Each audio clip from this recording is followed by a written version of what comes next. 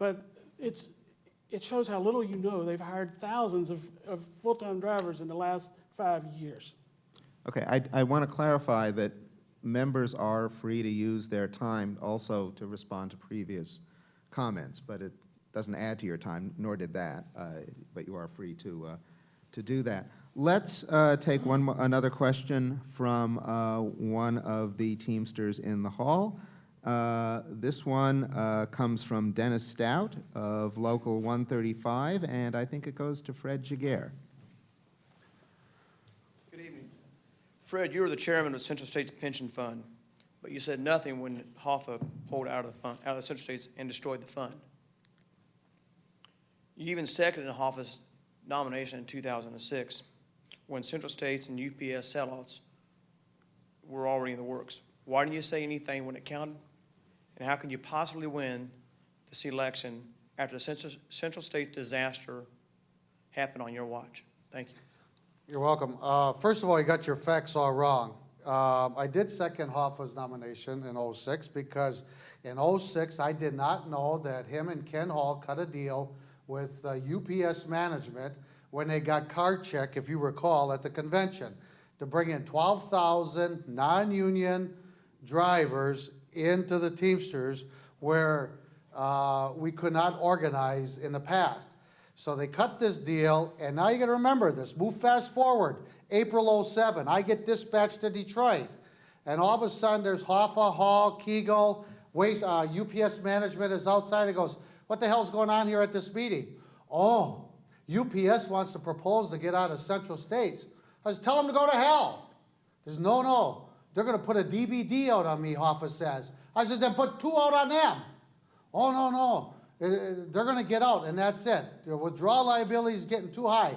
I said, "Let me take you down memory lane, Hoffa. This institution has paid $42 billion in benefits. Your father developed this plan, like all other plans around the country.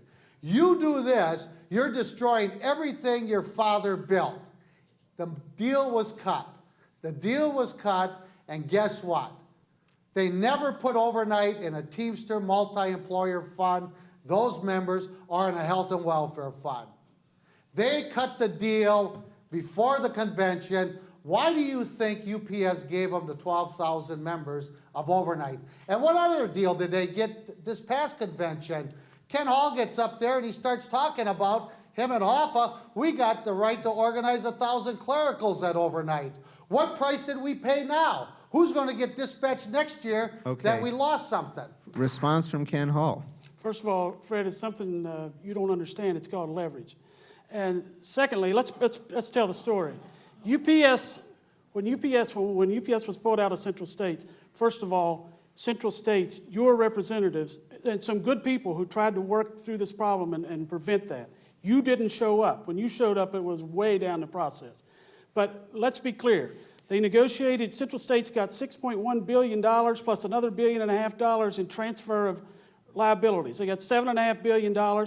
Had you hit the numbers that you told us you would hit, that fund would have been fully funded in 2028 because we were concerned about what the other participants going to do. We didn't want to leave them behind, and that's what we did. Unfortunately, you lost the entire $6 billion the next year. But more importantly, I'll finish. Okay. Well, you guys can get back to this as you see fit in further when you have more time from other questions. Sandy Pope, response. Fred, you didn't answer the question. Why didn't you say something when it was happening to everybody else when Hoffa wouldn't listen to you? This has to be one of the biggest mistakes ever made in this union. It has caused so many problems everywhere else. Everybody knows that is involved in pension funds that you have to have young blood. You have to have new people coming in to keep a pension fund going. Withdrawal liability isn't enough. Tom Nyhan, the director of the fund, said so to people, and I was one of the only people and other people in my camp that were raising this issue and concerned about it. And now look at what's happened to YRC and hundreds of other companies that are just going to break under the withdrawal liability. Okay, next question comes from me, and it goes to Sandy Pope. About 40% of the union members in the United States are female, and that's a percentage that's been rising steadily over the decades. Would there be any special significance if you become Teamster president, and would that actually help Teamster image and increase Teamster membership among female workers? Do you think that'd make a difference? I think so. I am very proud of the fact that, that I'm running and that I've been getting the support that I have, both from men and women in the union. And a lot of the women in the union are very excited about that idea. And I've been working for a long time to help women move ahead and get involved. Unfortunately, our union has not been so great at moving women up. We only have a handful of women as principal officers, and the Hoffa slate only has one woman out of the, I believe, 26 people on the slate.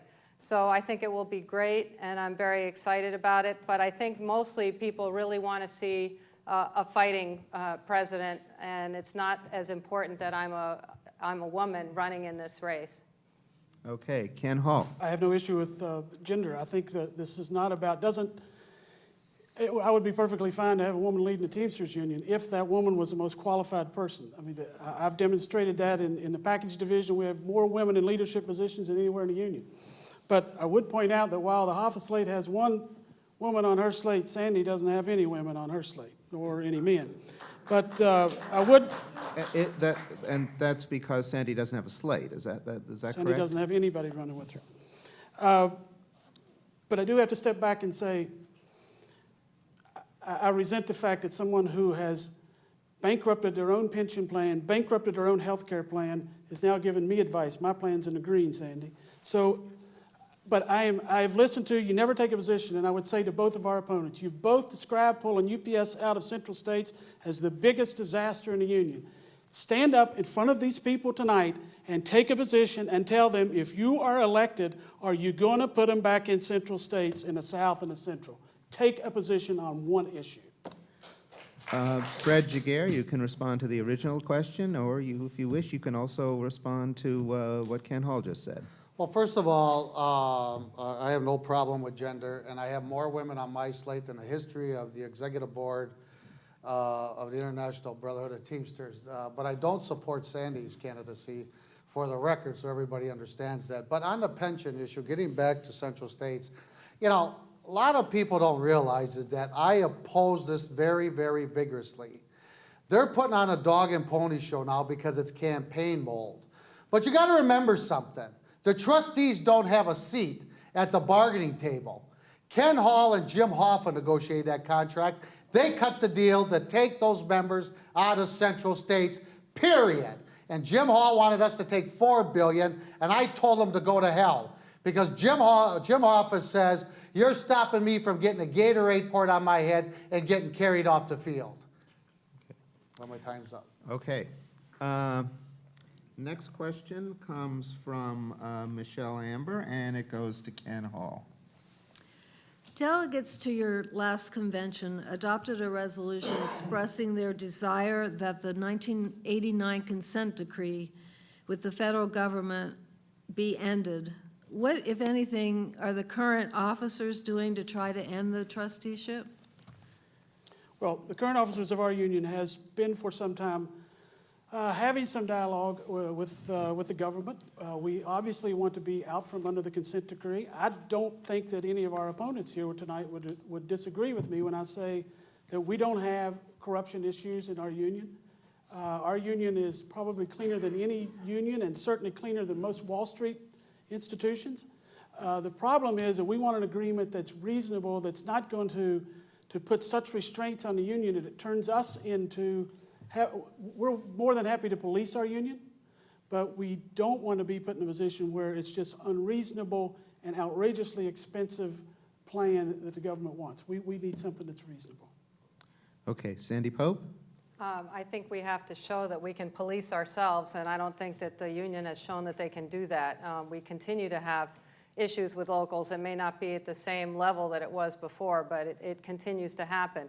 Ever since Ed Steer was fired by Hoffa, I don't know the reason or anything like that, except for that he wanted to investigate in Chicago.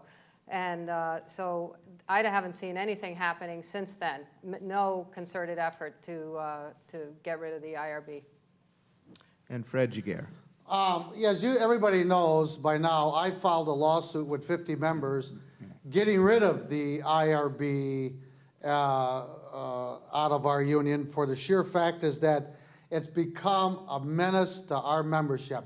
$147 million they have taken out of our treasury. $13 million was taken out during the Steer administration for Project Rise. $7 million was taken out for special investigations. When is the IRB going to fess up to our membership and say, enough's enough? We ought to be policing ourselves with our own ethics panel. This is criminal, legalized criminality, stealing money out of our members' treasuries. There's no more mob. Give me a break. Okay, time. All right, the next question comes from Ryan Grimm, and it goes to Fred Giguere. I wanted to follow up again on Central States and ask a version of the question that Ken Hall had raised. We've talked about how much of a disaster the original decision was, but what would you do going forward? Oh, what I'm doing is we're doing the different proposals to the PBGC, like the different amendments we're asking for to get rid of orphans for current employers that pay off their withdrawal liability, but they don't have accumulation of more withdrawal liability in the future. But I would have never taken them out of Central States, first of all. You got to go down memory lane about Central States. It was an institution that gave UPSers back in 1965 10 years of past credited service with 10 years of contributory credited service, and they gave them a 20-year pension. We need participants in our fund. What Hoff and Hall did to Central States and putting everybody in harm's way, today, because of their actions, we have 4.1 retired for everyone working. The longevity of Central States is until June of 24. That is the projection. We cannot continue to go down this path because of the Hall and Hoffa's stupidity and dumb decisions and what they did in cutting the deal with UPS behind everybody's back at the 06 convention that nobody knew about. This is what happened. I have lost 192 more employers, got out of Central States Pension Fund because they let UPS out. And I'm telling you, I don't know how long this longevity is going to go. We're obligated to pay. The time's up. Response from Ken Hall. Should I wait till he answers that question?